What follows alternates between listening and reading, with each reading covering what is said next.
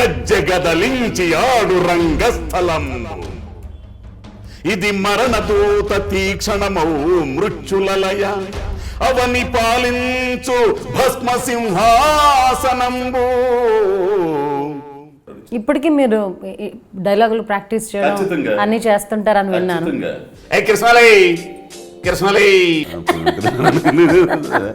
అది ఎడిటింగ్ లో పోయిద్దని కూడా తెలియదు పాపం. ఏంది తీరా సినిమా చూసిన తర్వాత కనపడట్లేదు. రంగస్థలంలో మీకు బాగా పేరు తీసుకొచ్చిన ఆ డైలాగ్స్ ఒక్కసారి. నీ అకసికాలు చాలు కానీ బయటకు వచ్చి ఏలు ముద్రేరా అని అంటాను. అది రాడు. నువ్వు వస్తావా రావా అని అంటాడు. రాడు. ఇంతలోకి తాటాకులు దొడ్డు ఉంటుంది కదా గ్రామాల్లో, నీళ్లు పోసుకుంటుంది కూతురు సౌండ్ ఏర్పడి. రే దొడ్డో తానం చేస్తుంది ఎవరు, మరదల పెళ్ళేటి అని ఉండి అది వీళ్ళందరూ ఉండి అవునండి అననే సబ్బు నురుగు వస్తుంది తీసుకొని వాసన గుబాళెత్తుంది. ఏ సబ్బు వాడుతున్నావే? నేను కూడా తానం చేస్తాను నీతో పాటు రమ్మంటోళ్ళు మనకే జనకాలాడి చాలా కాలం అయిందని తడికి లేకపోతా. అవి డిలీట్ చేసినా కూడా మీరేం బాధపడట్లేదు అస్సలు. ఈ సినిమాను కనుక నేను కోల్పోయినట్టయితే నేను జీవితంలో ఎంతో కోల్పోయినండి. రంగస్థలంలో మీకు నచ్చింది అది ఇక్కడ ఇప్పుడు అసలైన కూర్చున్నట్టు చెప్తా.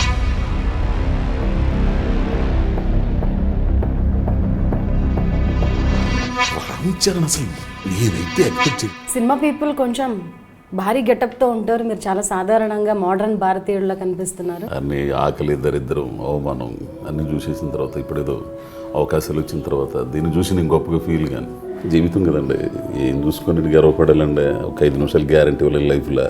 మీ జీవితంలో మీకు దేవుడా ఎందుకు వచ్చిన ఈ బ్రతుకు? మా సాంబలక్ష్మి ఆవిడ 100 రూపాయలు ఇచ్చింది కృష్ణ ఎక్కమని. కృష్ణ ఎక్స్ప్రెస్ ఎక్కే రావాలి. 98 రూపాయల టికెట్, 2 రూపాయలు చేతిలో ఉంది. గౌకని తెల్లారి షూటింగ్, కృష్ణ మా ఊర్లో ఆగిద్ది, దానికి రావాలి. ఆ 2 రూపాయలు ఉంది నా దగ్గర. ఇట్లాంటివి చాలా ఉన్నాయి. మీకు ఇంకో విషయం చెబితే అసలు ఇక్కడికి వచ్చిన తర్వాత సీరియల్ చేస్తా కూడా సీరియల్స్ అన్నీ చేస్తా కొంచెం అన్ని చేసిన తర్వాత పని లేక మళ్ళా మాదాపూర్ పెయింట్ పనికి వెళ్ళేవాడు తెలిసిన. బాహుబలి యాక్ట్ చేశారు 2కి, లాస్ట్ ఎడిట్ చేసేసారు, లెంత్ ఎక్కువ తీసేశారు. దాని ఏముంది అప్పా పోయింది రా అసలు. బాహుబలిలో ఉన్నట్టయితే అసలు ఏందో కానీ కుదరాలుగా. కొన్ని సందర్భాల్లో మనం మర్చిపోయినా పక్కన కొందరు ఉంటాయి. కొన్ని చోట్లకి వెళ్ళిన తర్వాత ఎవడో గుర్తుపెడతాడు, మీరు సినిమాలు చేశారు కదా అన్నాడు. వీడు పక్కన ఏమన్నా ఏ సినిమాలు చేశారు మీరు అంటే నీ మొత్తం మూర్చబళ్ళు వేసుకుని చెప్పాలా. చాలా మంది నాకు నంది అవార్డు వస్తే నేను చాలా హ్యాపీగా ఫీల్ అవుతాను, లేకపోతే ఆస్కార్ అని. ఒక్కడైతే నా కొడుకుని కొడితే బాగుండు అనిపించుకున్నారంటే మనం గెలిచినట్టుగా. మిమ్మల్ని ఎవరైనా కొట్టడానికి ప్రయత్నించారా బయటికి వెళ్ళినప్పుడు? విచారణ రిలీజ్ అయింది మార్నింగ్ షోకి. అది విజయవాడది కాంప్లెక్స్ ఉంటుంది, దాంట్లో చూడడానికి వెళ్ళిన తర్వాత మార్నింగ్ షో అయిపోయిన తర్వాత లేచి నిలబడిన తర్వాత అడించం ముట్టే అని చెప్పి కొట్టడానికి వచ్చేసాడు. నా సార్ అంది మాదిరి అడిగితే ఎల్లారక ఎందుకు అట్లా కొడతారు మీరు అసలు అని నేను అడిగాను. ఓకే వాంగ సార్ సెల్ఫీ కొడుంగ. ఎట్లుంటారు ఇంట్లో, మీ కుటుంబం గురించి చెప్పండి. ఎప్పుడైనా కాలేజ్ దగ్గరికి వెళ్తే రానిచ్చేవాళ్ళు కదండి అసలు. ఎందుకు ఇష్టపడరు? ఇప్పుడు కొన్ని ఉంటాయండి మనుషులకి. ఇప్పుడు ఎక్కడే ఓకేమా ఇదవుతుంటే వాళ్ళు ఊహలు అట్లా ఊహించుకుంటారు. ఆ స్థాయిలో మనం కనపడకపోతే మళ్ళీ అదే ఆగుతాయి. Don't get upset with people and situation. Both are powerless without a reaction. మనుషులకి పరిస్థితులకి మనం ఎక్కువగా స్పందించకూడదండి. అయితే సినిమా ఇండస్ట్రీలో మనుషులు పిన్నింగ్ చేయడం కానీ లేకపోతే పరిస్థితులు మన మనసుల్ని గాయపరచడం కానీ ఎక్కువగా ఉంటుంది. మనం ఎప్పుడైతే నిశ్శబ్దంగా ఎంతమంది ఎన్ని రకాలుగా వేధిస్తున్నా కామ్గా అలా ముందుకు వెళ్ళిపోతూ ఉంటే వాటికి విలువ లేకుండా ఉంటుంది. అయితే ఇప్పుడు నేను పరిచయం చేయబోయే ఈ వ్యక్తి దాదాపు 10 సంవత్సరాలుగా మధురానగర్, శ్రీనగర్ కాలనీ, ఈ సినిమా ఆఫీసుల చుట్టూ వేషాల కోసం తిరుగుతూ అలా బుల్లితెర మీద సీరియల్ ఆర్టిస్ట్గా ఫెమిలియర్ అయ్యారు. కానీ ఈ జర్నీలో ఆయన పడ్డ అనుమానాలు అన్నీ కావు. చూడ్డానికి గంభీరంగా బోడిగుండుతో పెద్ద గుడ్లతో కనిపించి వామ్మో ఈ బోడిగుండోడా అని భయపడేంత సిచ్యుయేషన్ ఉంటుంది. కానీ ఆయనతో పర్సనల్గా మాట్లాడిన తర్వాత ఆయనలో ఉన్న చిన్న పిల్లాడు బయటకు వస్తారు. రంగస్థలంలో కోర్స్ ఎన్నో సినిమాల్లో ఆయన తన భయంకరమైన అపియరెన్స్తో మనల్ని భయపెట్టించినా కూడా రంగస్థలంలో తన క్యారెక్టర్కి మంచి క్రేజ్ వచ్చింది. ఇప్పుడు ఏ యూట్యూబ్ ఛానల్ కూడా ఆయన వదలడం లేదు, ఇంటర్వ్యూస్ తీసుకుంటున్నారు. అందులో భాగమే ఐ డ్రీమ్ ఇంటర్వ్యూ కూడా. కోర్స్ ఈరోజు నా ఇంటర్వ్యూలో ఆయనలో ఉన్న మరో గుణాన్ని నేను చూపించాలనుకుంటున్నాను. His none other than Ajay Ghosh with me in సరదాగా Visweswara Reddy exclusively and I dream. Hello అండి. నమస్కారం. మీ లైఫ్ స్టైల్ని బ్రీఫ్గా చెప్పేసినట్టున్నాను నేను ఇంట్రోలో. అవును, కరెక్టేనా? కరెక్టే. సినిమా పీపుల్ కొంచెం భారీ గెటప్తో ఉంటారు, మీరు చాలా సాధారణంగా మోడర్న్ భారతీయుడిలా కనిపిస్తున్నారు. అంటే మొత్తం చూసేసిన తర్వాత ఇంకేముంది, అసలు జీవితం చూసేసిన తర్వాత దేని చూసి గర్వపడాలి నేను? అన్నీ ఆకలి, దరిద్రం, అవమానం అన్నీ చూసేసిన తర్వాత ఇప్పుడేదో అవకాశాలు వచ్చిన తర్వాత దీన్ని చూసి నేను గొప్పగా ఫీల్ కానీ నా గోల్ నేను చేరుకున్నా కానీ అప్పుడు అంత ఆ స్థాయికి నేను ఏదైతే గోల్ అనుకుంటున్నా ఆ గోల్కి చేరుకున్నా అట్లనే ఉంటాను, ఇట్లానే ఉంటాను. ఒకవేళ లేకపోతే ఇట్లానే ఉంటాను. ఈ అవకాశాలు లేకపోతే ఊళ్ళోకి వెళ్ళి పని చేసుకుంటాను. జీవితం కదండి, ఏం చూసుకొని గర్వపడాలండి. ఒక 5 నిమిషాలు గ్యారంటీ వాళ్ళ లైఫ్లో. ఎందుకు ఇలా స్పిరిచువల్ అయిపోయారు? స్పిరిచువల్ అంటే వేదాంతం కాదు, వాస్తవం జీవితం ఇది అంతే. జీవితాన్ని చూసిన వాళ్ళు ఎవరు అట్లా అనుకుని నా వరకైతే అందరూ అనుకోవాలని లేదు. నాకు ఎదురైన అనుభవాలు కానీ, నా పరిస్థితి కానీ, చిన్నప్పటి నుంచి నేను ఎదుర్కొన్న సంఘటనలు కానీ, అవమానాలు కానీ, ఇవన్నీ కానీ, నా స్నేహాలు కానీ, నా స్నేహితులు కానీ, అంతే నేను నడిచి వచ్చిన దారి కానీ, ఇవన్నీ ఉంటాయి కదా. మీ గొంతులో గంభీరత్వం, మీ కళ్ళలో గంభీరత్వం, మీ అపీరెన్స్లో గంభీరత్వం, ఎవరైనా చూస్తే ఖచ్చితంగా భయపడి తీరాల్సిందే. కానీ మనసు ఎంత సున్నితం, మాటలు చాలా సున్నితంగా ఉన్నాయి. అనుభవాల గురించి చెప్పేటప్పుడు నాకు అర్థమైంది. అంటే ఆహారాన్ని బట్టి మనిషిని అంచనా వేయకూడదండి ఎప్పటికి కూడా. కానీ నాకేంటంటే ఓకే, ఇది వచ్చింది నాకు ఫస్ట్ నుంచి కూడా. నాకు ఆ విలనిజం అన్నా కానీ, ఇది కానీ, కళ ఇదన్నా కానీ నాకు ఇంట్రెస్ట్. కాకపోతే మనసు రాటు తేలడం కానీ, మనసు సున్నితత్వం అవడం కానీ ఆ పరిస్థితుల ప్రభావం వల్లే ఉంటుంది. చూసిన జీవితం తాలూకు కానీ, ఎదురైన అనుభవాల గురించి కానీ. సో నేను అట్లనే ఇదైపోతాను. ఫస్ట్ నుంచి నేను ఎట్లనే ఉంటాను, ఇట్లానే ఉంటాను నేను. మోస్ట్ ఆఫ్ ది కేసెస్ మీరు పోలీస్ గడుపుల్లో కనిపిస్తూ అంటూ గంభీరం ప్రదర్శించారు. ఒక్కసారి మీరు హ్యాపీగా నవ్వుతే చూడాలని ఉంది నాకు. దేవుడా, అదేం కాదు కానీ నవ్వడానికి నవ్వొచ్చిందా మీకు? అట్లా కాదు, నేను మంచి జోకర్ని, మంచి స్నేహితులతో ఉన్నప్పుడు కానీ అవన్నీ బాగా మంచిది ఉంటుంది. రొటీన్ ఇంటర్వ్యూస్ చేసేసి బాగా వెక్స్ అయిపోయి ఉన్నాను. నన్ను హ్యాపీగా నవ్వించే ప్రయత్నం చేస్తారని అనుకుంటున్నాను. అది మనకు జాత కాదు లేదు అసలు నవ్వు. కామెడీ రోల్స్ టచ్ చేయకపోవడానికి కారణం ఏంటి? టచ్ చేస్తానండి, కాకపోతే ఏంటంటే నాకు వచ్చే అవకాశాలను బట్టి నాకు అట్లా ఇదవుతుంది. నాకు అన్నీ కాకపోతే ఏంటంటే నాకు విలనిజం అన్నా కానీ, క్యారెక్టర్ ఆర్టిస్ట్గా అన్నా కానీ, సమాజంలో మంచి చెడు ప్రతినిధి విలనిజం. రకరకాల మనుషులు ఉంటారు. నాకు విస్తృత జనబాహుళ్యంతో సంబంధాలు కానీ, ఎక్కడైనా సరే జనంతో మమేకం అయిపోతాను కాబట్టి మనుషుల్లో ఉండే రకరకాల ఎమోషన్స్, ఆ విలనిజం ఉంటుంది. నోటితో మాట్లాడితే నోసోట్లు ఎక్కించడం కానీ, తేనె పూసిన కృత్రిమ మనస్తత్వాలు కానీ, మనుషుల్ని అసలు ఎంత దారుణంగా వంచే మనస్తత్వాలు చాలామందిని చూస్తాను. అవన్నీ కూడా నాకు చాలా ఇన్స్పిరేషన్. హీరోగా ఇవన్నీ ఉన్నాయి మామూలుగా కానీ.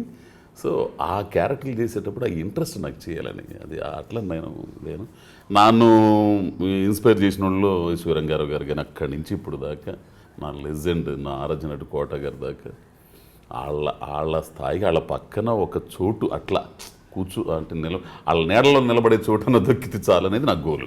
మరి సినిమాలు చేసినప్పటికీ సినిమాలు ఒక ఎత్తు అయితే లలితా జ్యువెలరీ స్పూఫ్ అనేది మరో ఎత్తు. అది బాగా క్లిక్ అయింది. రైట్, ఈ కాన్సెప్ట్ ఎవరు స్టార్ట్ చేశారు, మీకు ఎలా ఆపర్చునిటీ వచ్చింది? అంటే లండన్ బాబులు సినిమా, చిన్ని కృష్ణ గారు డైరెక్టర్, మారుతి గారు మొత్తం ఇన్ఛార్జ్ అంతటికి. సరే సినిమాలో అది ఆండవన్ కట్టలే అని చెప్పేసి తమిళ సినిమా. దాంట్లో సిబిఐ అదే పాస్పోర్ట్ ఆఫీసర్ క్యారెక్టర్ ఉంటుంది. ఆయన అద్భుతమైన నటుడు అసలు తమిళ్లో. తెలుగులో చేసేటప్పుడు ఎవడు చేయాలనుకున్నప్పుడు అప్పుడు వెంకటాపురం రిలీజ్ అయింది నాది. అది మారుతి గారు చూసి ఇతను పిలిపించండి అన్నారు. అది చూసిన తర్వాత మంచి ఆర్టిస్ట్ అతను, ఆయన పేరు ఏదో మలయాళీ, అతను కూడా ఏంది ఆ క్యారెక్టర్ నేను చేయాలి చేస్తే అది బాగా నచ్చింది వాళ్ళకి. తర్వాత దీన్ని ప్రమోట్ చేసే విషయంలో ఆలోచించి చిన్ని కృష్ణకి మంచి ఆలోచన వచ్చేసింది. అప్పుడు ఫేమస్ లలిత జ్యువెలరీస్ ఆయన అంటే పెద్ద ఆయన అంటే మంచిది కదా, అట్లా దీన్ని ఇది చేద్దాం అనగానే మారుతి గారు భలే ఆలోచన చేసేద్దాం అని మీ గుండు మీకు బాగా యాడెడ్ అడ్వాంటేజ్ అయింది అనుకుంటున్నారా? అంటే నా గుండె అంటే నాకు చాలా ప్రేమ ఉండే బాబు. ఇప్పుడు తెలుగు ప్రేక్షకులు కూడా ఇష్టపడుతున్నారు. మేబీ ఇప్పుడు రంగస్థలం తర్వాత గుండ్లు కూడా చేయించుకొని ఆ ఫ్యాషన్ ఫాలో అయ్యే వాళ్ళు ఉన్నారు. అదండి. సో అట్లా అది ఆ యాడ్ తీయటం, అది బాగా పాపులర్ అవ్వడం, అసలు ఎంత వైరల్ అయిపోయిందండి బాబు. అసలు మారుతి గారు కానీ చిన్నకృష్ణ గారు కానీ ఎంత హ్యాపీ, అసలు పెద్ద పెద్ద డైరెక్టర్ల దగ్గర నుంచి హీరోల దగ్గర నుంచి భలేగుందని. దాని తర్వాత ఏమైనా ఆపర్చునిటీస్ వచ్చాయి యాడ్స్ చేయడం? చాలా మంది అడుగుతున్నారు కానీ అబ్బాయి మనం నేను చేయనయ్యా, అట్లా సినిమా కోసం చేశాను తప్పితే మీరుగా మాత్రం నేను చేయను. ఎందుకు అనుకున్నారు? ఎందుకంటే సినిమా బ్రతకాలి కదండి, ఏ సినిమా అయినా బ్రతకాలి. నేను అనేది అదే, సినిమా పరిశ్రమ. యాడ్స్ చేయకపోవడానికి కారణం అంటే నాకు అంత ఇంట్రెస్ట్ ఇప్పుడు అంత ఇది లేదు. సో దాంతో నేను సినిమా యాక్టర్లు కూడా చేస్తారు. అవునవును, నాకు అంత పాపులారిటీ అంత గొప్ప ఇది లేదు కదా. అదే ఎందుకంటే అంటే ఆపర్చునిటీస్ వచ్చినప్పుడు సద్వినియోగం చేసుకోకపోవడానికి కారణం ఏంటన్నది అంటే అదేం పర్టికులర్గా ఏం కారణం లేదు. కాకపోతే దాని ప్రభావం ఎంతవరకు ఉంటుంది మనం చెప్పిన తర్వాత ఆ ప్రోడక్ట్ కానీ అవి కానీ ఏదైనా తేడాలు వచ్చినాయి అనుకో, ఎందుకు వచ్చిన కూడా ఈ జాతర అంతా అసలు, అందుకని కొంచెం దూరంగా ఉంటాను. చాలా లోతుగా ఆలోచించారు. రైట్. ఈ మధ్యకాలంలో నేను చేసిన దాదాపు ఇంటర్వ్యూస్లో ఈ ఇండస్ట్రీ వల్ల ఇలా ఇట్లా స్పిరిచువల్గా మాట్లాడడం కానీ వేదాంతంగా మాట్లాడి ఏముందండి ఇంకా అంతా చూసేసాం కదా, సింపుల్గానే ఉండాలనిపిస్తుంది అన్న మాటలు ఎక్కువ వినిపిస్తున్నాయి. ఎందుచేత? ఎందుకంటే మీకు ఇంకో విషయం తెలిసిన, ఇక్కడ ఇండస్ట్రీలో రావాలని ఇక్కడ ఏం చెప్పాలండి, అసలు ఎన్ని బాధలు. ఒక డైరెక్షన్ డిపార్ట్మెంట్ కానీ టెక్నీషియన్స్ అయితే పనులు దొరుకుతాయి కొద్ది గొప్ప, ఆర్టిస్టుల వాళ్ళని కానీ డైరెక్టర్ల వాళ్ళని కానీ ఎంత తపన పడి అన్నీ వదులుకొని వచ్చి ఊళ్ళోకి వెళ్ళలేక, చదువులు మానేసుకుని తినడానికి తిండి లేక, రూమ్ రెంట్లు కట్టుకోలేక, అవకాశాలు రాక, ఎన్ని ఇబ్బందులు అందరి జీవితాల్లో ఉంటాయండి. ఆల్మోస్ట్ అందరి జీవితాల్లో భయంకరమైన సంఘటనలు ఉంటాయి తెలిసిన.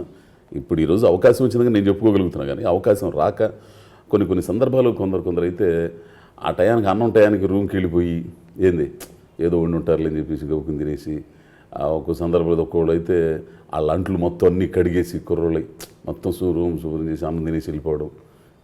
ఇంకొక దారుణం ఏంటి తెలుసు, పెళ్ళిళ్ళు జరుగుతుంటే సవేర ఫంక్షన్ హాల్ ఈసుపుగూడలో ఉంటుంది. ఆ పెళ్ళిళ్ళు భోజనాల టైంకి వెళ్ళిపోయి గవ తినేసి వచ్చేసే సందర్భాలు ఉంటాయి. ఎన్నో ఉన్నాయండి నాకు తెలుసు. మీ జీవితంలో మీకు దేవుడా ఎందుకు వచ్చిన ఈ బ్రతుకు అనిపించిన ఒక సంఘటన? అంటే అట్లేం అనిపించలేదు, నేను తేల్చుకోవాలని వచ్చానుగా, నాకు ఇది మార్గం చేసుకో. మీరు అన్నారు కదా ఎన్నో ఒడిదుడుకులు చూసాను, దాంట్లో అతి భయంకరమైన ఒక సిచ్యుయేషన్ చాలా ఉండే. ఏం చెప్పాలి, ఎన్నని చెప్పాలా? మీ కంటతడి పెట్టించింది, మీరు మర్చిపోలేంది ఏవో 2-3 చెప్పండి. వచ్చి ఉండయండి. మా సాంబలక్ష్మి ఆవిడ 100 రూపాయలు ఇచ్చింది కృష్ణ ఎక్కమని. కృష్ణ ఎక్స్ప్రెస్ ఎక్కే రావాలి, 98 రూపాయలు టికెట్, 2 రూపాయలు చేతిలో ఉంది. గౌకని తెల్లారి షూటింగ్, కృష్ణ మా ఊర్లో ఆగిద్ది, దానికి రావాలి. ఆ 2 రూపాయలు ఉంది నా దగ్గర. కృష్ణ టయానికి అన్నం ఉడకలే తెలిసిన, వాటర్ బాటిల్ తీసుకుని ఎక్కి కూర్చొని వచ్చా. అన్నం ఆకలి అవుతుంది. ఎప్పుడో బస్సులు చాలా అలవాటు అయిపోయింది. చిట్యాల దగ్గర బండి అయిపోయింది, ఇది మన జన్మభూమి ఎక్స్ప్రెస్, ఇంజిన్ చెడిపోయింది. అందరు దిగి వెళ్ళిపోతున్నారు రోడ్డుకి, ఎప్పటికో ఆ ఇంజిన్ రావాలి అని చేయాలి. ఆకలి అవుతుంది. ఎక్కడి నుంచో బేల్దారి పనులకి హైదరాబాద్ వచ్చేవాళ్ళు అన్నాలు తింటున్నారు. కష్టజీవులు తెలుసు, ఆకలి ఏంటి ఆ మొహంలో కనిపెడతారు. అది ఒక ముద్ద గోంగూరతో పెద్ద ఆయన ముద్ద అన్నం పెట్టాడు. ఆ ముద్ద అన్నం తిన్నాను నేను, ఆ నీళ్ళు తాగాను. రైతులు 9 గంటలకు 9:30కు ఇక్కడికి చేరుకుంది అది. అక్కడి నుంచి మధురానగర్ స్టూడియో దాకా నేను నడుచుకుంటూ వచ్చాను. ఇట్లాంటివి చాలా ఉన్నాయి. మీకు ఇంకో విషయం చెబితే, అసలు ఇక్కడికి వచ్చిన తర్వాత సీరియల్స్ అన్నీ చేస్తా కొంచెం అన్నీ చేసిన తర్వాత పని లేక మళ్ళీ ఈసువు కూడా చెక్ పోస్ట్ బస్తీ ఉంటుంది, అక్కడ అడ్డం ఉంటుంది. అక్కడి నుంచి మధుర మన మాదాపూర్ పెయింట్ పనికి వెళ్ళేవాడిని తెలిసిన, కూలికి వెళ్ళేవాడిని. ఆ సంఘటనలు అన్నీ అలవాటు పడిపోయాను నేను అసలు. అంటే ఫస్ట్ నుంచి కష్టాలు అవమానాలు చాలా ఉండేయండి జీవితంలో, చిన్నప్పటి నుంచి కూడా. నాకేమని అనిపించట్లే ఇవన్నీ కూడా.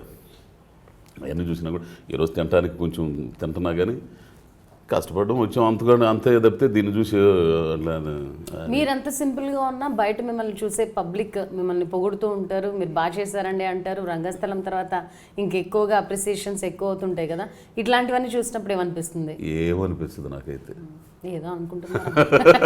నా ధర్మం నేను వర్తించాను, నాకు అవకాశం వచ్చింది, నిరూపించుకున్నాను, వాళ్ళు మెచ్చుకుంటున్నారు, గ్రేట్. అది ఆ అప్లాస్మెంట్ గుర్తిస్తున్నారు అనే ఫీల్ ఉంటుంది. కానీ మొదట్లో కూడా ఇట్లనే ఈ యాటిట్యూడ్తోనే ఉండేవాళ్ళ? ఫస్ట్ నుంచి ఇంతే. ఇప్పుడంటే అన్ని చూసారు. ఫస్ట్ నుంచి కూడా ఇంతే. అసలు ఫస్ట్లో గబుకుని చూసి ఈ టీవీలో కనపడేవారు కదా, వాళ్ళు ఏంటంటే కొంచెం ప్రేక్షకులు ఏంటంటే టీవీలో కనపడే సినిమాలు ఒక రకంగా ఊహిస్తారు, కొంచెం ఇదిగా ఉండను. నా మంది అదే లేదు, నడుచుకుంటూ వెళ్ళిపోతుంటాం అని చేసుకుంటూ ఉంటాను నేను. ఆ అభిమానం, ఆ గుర్తుపట్టాలనే దీంతోనే కదా మీరు వచ్చారు ఇంత దూరం. అబ్బే అది కాదు, నన్ను గుర్తుపట్టాలి, నలుగురు పొగడాలని ఇది కాదండి నాకు. అబ్బే నేను నిరూపించుకోవాలి, బ్రతకాలి, నటుడుగా నేను ఇదవ్వాలి, అంతేగాని అందరు గుర్తుపట్టేసేయాలి, నన్ను మా బ్రహ్మరథం పట్టాలా, నేను ఎక్కడికెళ్ళి పూర్ణ కుంభంతో స్వాగతం పలకాలా, ఇవన్నీ కాదండి. ఇప్పుడు సహజంగా టీవీలో కనిపించాలో లేకపోతే బిగ్ స్క్రీన్ మీద కనిపించాలో, చిరంజీవి పక్కన బాలకృష్ణ పక్కన ఒక క్యారెక్టర్ ఆర్టిస్ట్ గా చేస్తే మంచి గుర్తింపు వస్తుందని కదా సినిమాల్లోకి వస్తారు. గుర్తింపు కోసం మీరు ఎట్లా అనగలుగుతారు? గుర్తింపు కాదు కదా, ఉంటే కొంతమందికి ఉంటే ఉండొచ్చు కదా. 99.99% గుర్తింపు కోసం వస్తారు. 1% లో నేనుండా.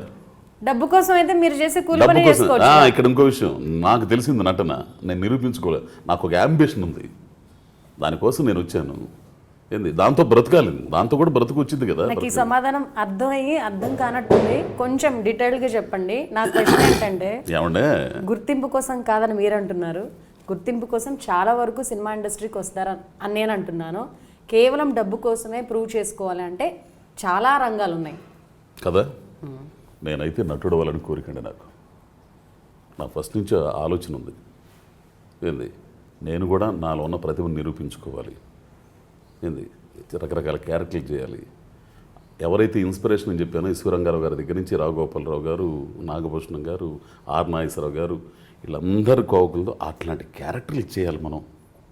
గుర్తింపు మనలో ఉన్న నటుడిని మీ తృప్తి కోసం చేయాలి అంతే. ఏంది నటుడిని చేసుకోవాలి, తద్వారా నేను కూడా బోధ దొరికింది నాకు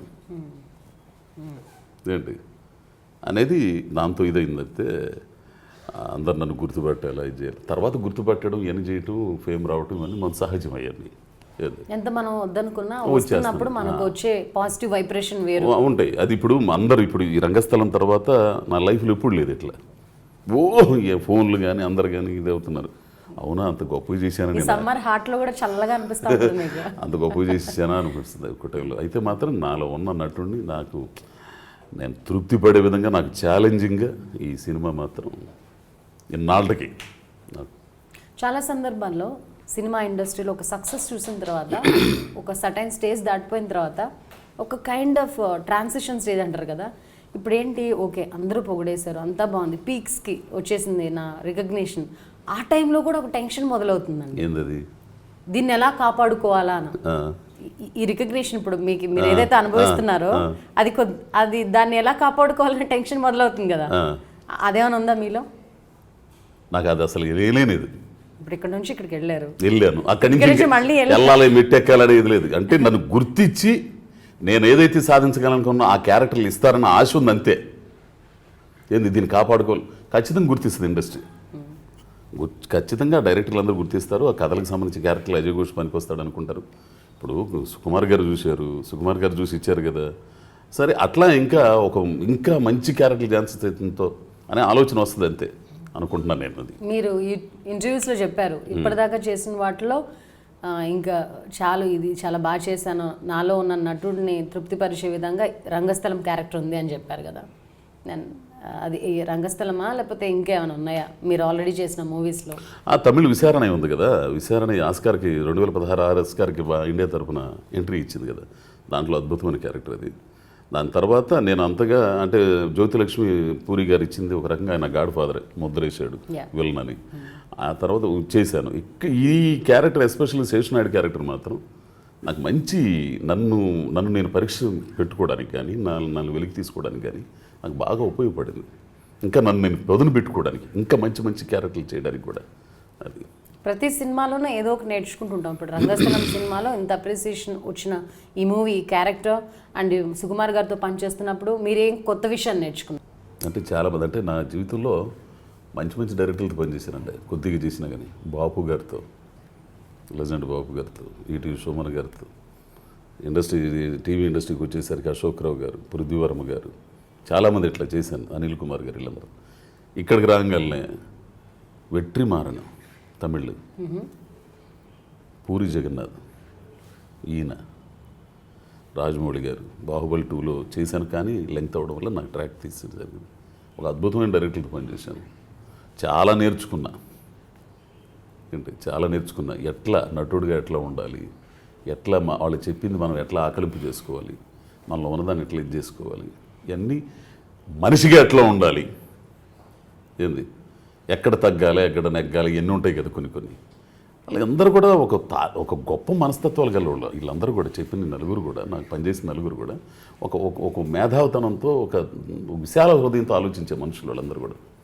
అసలు సుకుమార్ గారు అయితే నన్ను చూస్తే ఇచ్చోటని అనేసేవాడు అసలు. అంటే పద్యాలంటే ఆయనకి అంత ఇష్టం. డివి సుబ్బారావు గారిది మా ఊరు, ఆంధ్ర తాన్సేన్, హరిశ్చంద్ర. ఆయనకి వాళ్ళ నాన్నగారికి పౌరాణిక పద్యాలంటే చాలా ఇష్టం, సుకుమార్ గారి నాన్నగారు. ఈయనకి కూడా పద్యాలంటే చాలా ఇష్టం. ఆ నేటివిటీ కానీ, ఆ పద్యాలు కానీ, అవన్నీ కానీ. మెయిన్గా ఆ సినిమాలో కూడా రంగస్థలం అనే పదం రావడానికి కూడా పద్యం ఒకటి ఉంటుంది. ఆ పద్యం వినేసి చాలా సంతృప్తి పడుతుంటాడు ఆయన. డివి సుబ్బారావు గారి పద్యాలు వినపడం వల్లనే నా జన్మ ధాన్యం అయిపోయిందంటే. సో ఒక రకంగా రంగస్థలం టైటిల్కి నాటక రంగం స్ఫూర్తినిచ్చింది అనుకోవచ్చు. అంటే నిజమే, ఆయనకి ఆ ఇది ఉందన్నమాట. జాషువా గారి పద్యం హరిశ్చంద్ర నాటకంలో ఉంటుంది, కాటి సీన్లో. ఇచ్చోటని చెప్పండి ఆ పద్యం వింటాను. పద్యాలు విని చాలా రోజులు అయింది. మీలాంటి వాళ్ళు అక్కడక్కడ మాస్టర్ పీసెస్ దొరుకుతుంటారు. అది కాదు కానీ, నాకు పద్యాలు పాడడం రాదు కానీ సాహిత్యం గురించి చెప్తాను, గొప్పదాన్ని కూడా.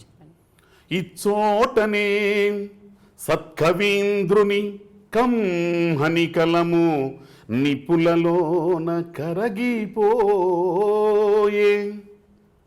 ఇచ్చోటనే భూములేలు రాజన్యుల అధికార ముద్రికలు అంతరించి,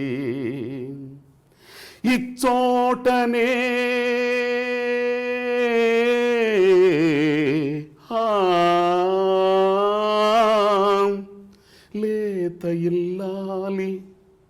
లేత ఇల్లాలి నల్ల పూసల సౌరు గంగలో కలసిపోయే,